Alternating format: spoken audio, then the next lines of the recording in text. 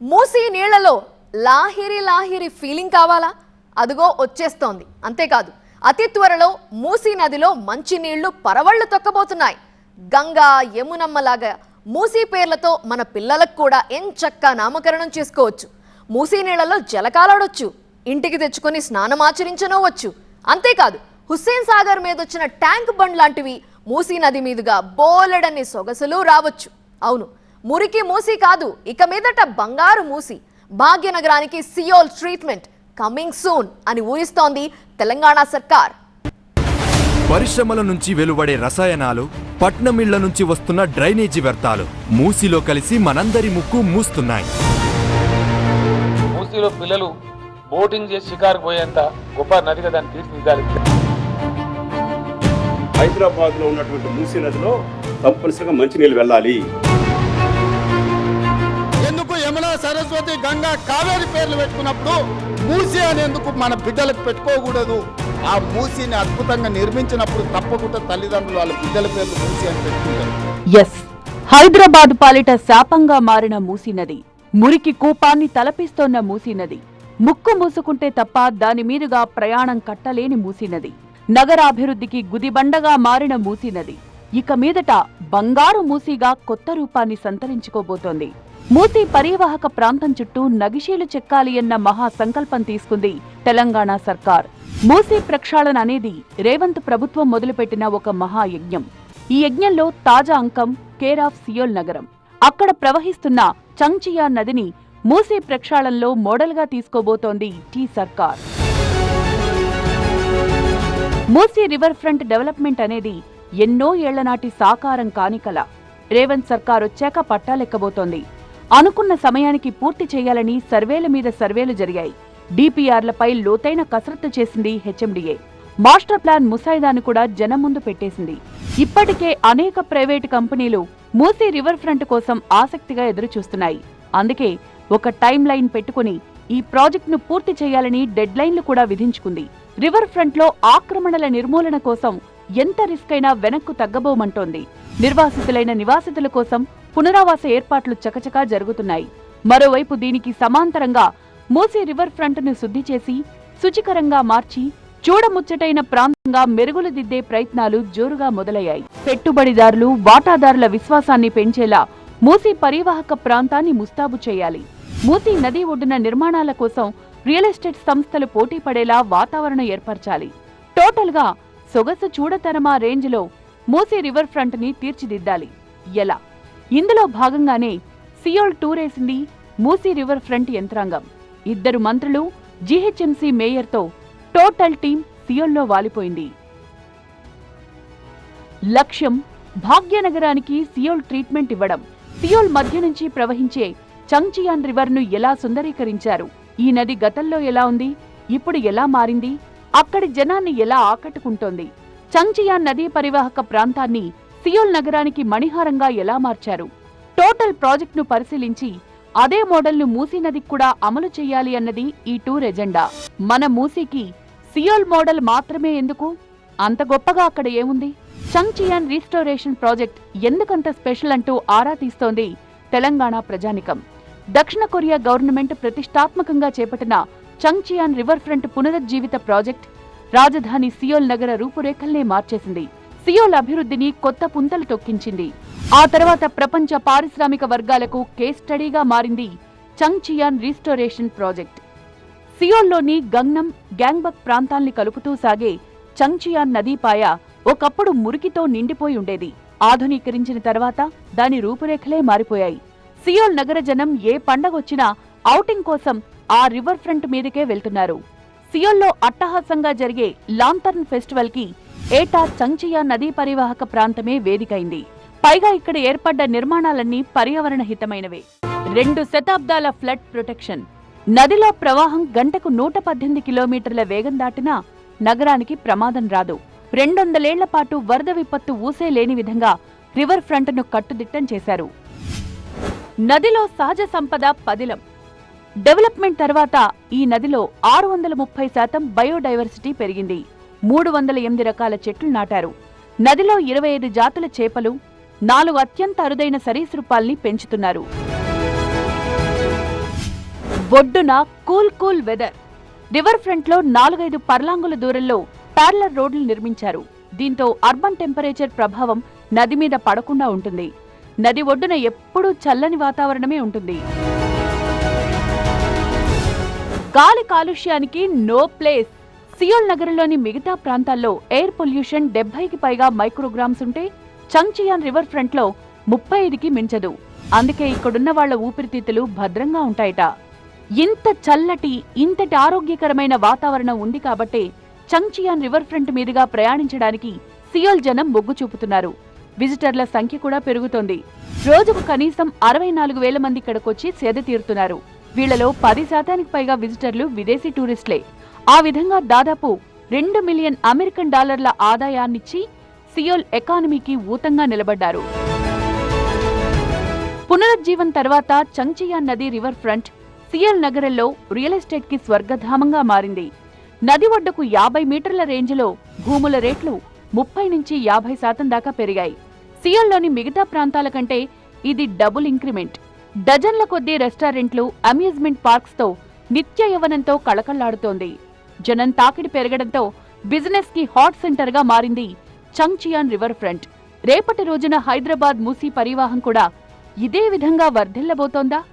నదుల పక్కలనే నాగరికత పెరిగింది, నదుల పక్కలనే వ్యాపారం జరిగింది, ట్రేడింగ్ జరిగింది, నదుల పక్కలనే సంస్కృతి పెరిగింది, వ్యవసాయం పెరిగింది, వ్యాపారం పెరిగింది, వాణిజ్యం పెరిగింది. మూసీ పునరుజ్జీవనము, మూసీ నది పునరుజ్జీవింపజేయాలి. సౌత్ కొరియా వాళ్ళు సియోల్లో నిజంగానే అద్భుతం చేశారు. కానీ అదే అద్భుతం భాగ్యనగరంలో కూడా జరగాలంటే ఏం చేయాలి? రివర్ మేనేజ్మెంట్లో మనోళ్ళు ఎంత పర్ఫెక్ట్? వాళ్ళు 5 కిలోమీటర్ల నదిని బాగు చేసుకున్నంత ఈజీగా మనం 55 కిలోమీటర్ల మూసీ రివర్ ఫ్రంట్ ని బాగు చేసుకోగలమా? మూసీ నది పునరుజ్జీవనంతో హైదరాబాద్ కు పునరుత్తేజం, తెలంగాణకు సరికొత్త నిర్వచనం.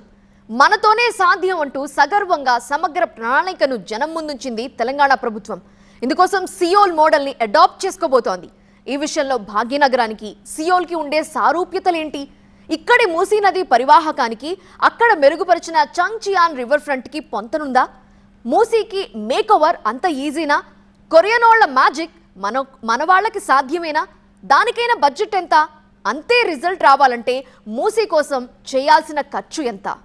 1,10,00,000 జనాభా ఉన్న సియోల్ నగరం నడి మధ్య నుంచి ప్రవహించే నది పేరు చంగ్చియాన్. పొడవు దాదాపు 11 కిలోమీటర్లు. రివర్ క్యాచ్మెంట్ ఏరియా 51 చదరపు కిలోమీటర్లు. ఈ నదిలో సౌత్ కొరియన్లు డెవలప్ చేసిన ఏరియా 5.8 కిలోమీటర్లు. పునరుజ్జీవం ప్రాజెక్టుకైన ఖర్చు $345 మిలియన్. మన రూపాయల్లో అయితే ఇది దాదాపు 3,000 కోట్లు. కాకపోతే ఇది 20 ఏళ్ల కిందటి లెక్క. చంగ్చియాన్ రివర్ స్ట్రీమ్ మీదుగా వెళ్లే 10 లేన్ రోడ్డు మార్గాన్ని 4 లేన్ ఓవర్ బ్రిడ్జ్ ని తొలగించడం అనేది ఈ ప్రాజెక్టులో ఛాలెంజింగ్ టాస్క్. అంత రిస్కును దాటుకుని నదీ మార్గాన్ని పునరుద్ధరించింది సియోల్ మున్సిపల్ అడ్మినిస్ట్రేషన్. అక్టోబర్ 1, 2005 తర్వాత ఇప్పుడు మనం చూస్తున్న బ్యూటిఫికేషన్ అంతా కూడా రెస్టోరేషన్ అయింది. ఇప్పుడు ఇది సిటీ నడిబొడ్డుకు వచ్చింది. చూడొచ్చు, పెద్ద పెద్ద బిల్డింగ్స్ వచ్చాయి, ఆకాశ హార్మాలు వచ్చాయి. ఇదొక రిక్రియేషన్ జోన్ గా మారింది. విదేశీ పర్యాటకులకు, కొరియా సియోల్ నగర వాసులకు ఇదొక ఈవినింగ్ రిక్రియేషన్ జోన్ గా మారింది. ఇది చేయడానికి చాలా సంస్థలు ముందుకొచ్చాయి. దీంట్లో ఇండియన్ కంపెనీ అయిన ఆదిత్య బిర్లా కూడా ఉంది, అట్లాగే ఫ్యూజీ ఫిలిం ఉంది. ఇట్లాంటి చాలా కంపెనీస్, చాలా సంస్థలు దీనికి చేయూతను అందించాయి. ఇక హైదరాబాద్ లోని మూసీ దగ్గరకు వద్దాం.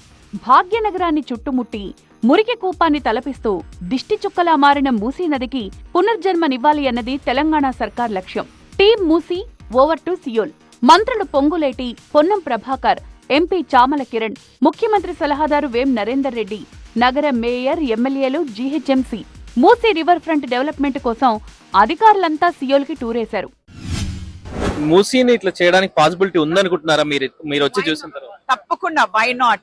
ఎందుకంటే ఇది కూడా అంటండి, పక్కకి వాట్ ఐ హర్డ్ ఇస్ ఇక్కడ పక్కకి ఒక రాయల్ ప్యాలెస్ ఉండేది. అప్పుడు ఉన్నప్పుడు కూడా ఇక్కడ ఒక stream, water stream ఉండేదంట.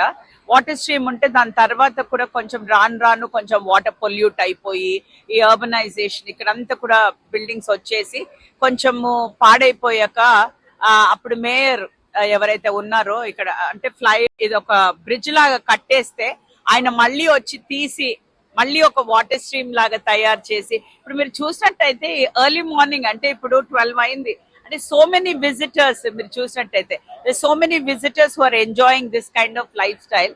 Osman Sagar dam downstream point నుంచి గౌరెల్లి సమీపంలోని ఔటర్ రింగ్ రోడ్డు వరకు, Himayat Sagar dam downstream point నుంచి బాపుఘాట్ సంగమం పాయింట్ వరకు 55 కిలోమీటర్ల మేర మూసీ పరివాహాన్ని అభివృద్ధి చెయ్యాలి అన్నది ప్రాజెక్టు ఉద్దేశం. లక్ష్యం పెద్దదే, అసాధ్యమైతే కాదుగా. డెఫినెట్ గా ఈ సియోల్లో ఉన్న ఈ 3 లింకుడు చిన్న చిన్న రివర్ కానీ మెయిన్ స్ట్రీమ్ కానీ ఆనాడు రీహాబిలిటేషన్ చేసేటప్పుడు ఎలా చేశారు, ఆ పద్ధతులు కూడా డెఫినెట్ గా ఎలా ఫిట్ చేయాలి అనేది ఇందిరమ్మ రాజ్యంలో తెలంగాణ రాష్ట్రంలోని హైదరాబాద్ నడిబొడ్డునున్న మూసీ పరివాహక ప్రాంతంలో కూడా అదే సిస్టాన్ని అడాప్ట్ చేయబోతుంది. గతంలోనే సౌత్ కొరియా టూరేసి సియోల్లో చంగ్జియాన్ రివర్ ఫ్రంట్ ని సందర్శించారు సీఎం రేవంత్ రెడ్డి. మూసీ పునరుజ్జీవం సియోల్ మోడల్ ని పరిశీలించాలని డిసైడ్ అయ్యారు. అందులో భాగంగానే సియోల్ వెళ్లారు మంత్రులు, అధికారులు. తొలి రోజు తొలి సందర్శన వనరుల పునర్వినియోగ కేంద్రం. చెత్త నుంచి విద్యుత్ ఉత్పత్తి చేయడం ఎలా అనేది ప్రాక్టికల్ గా చూశారు.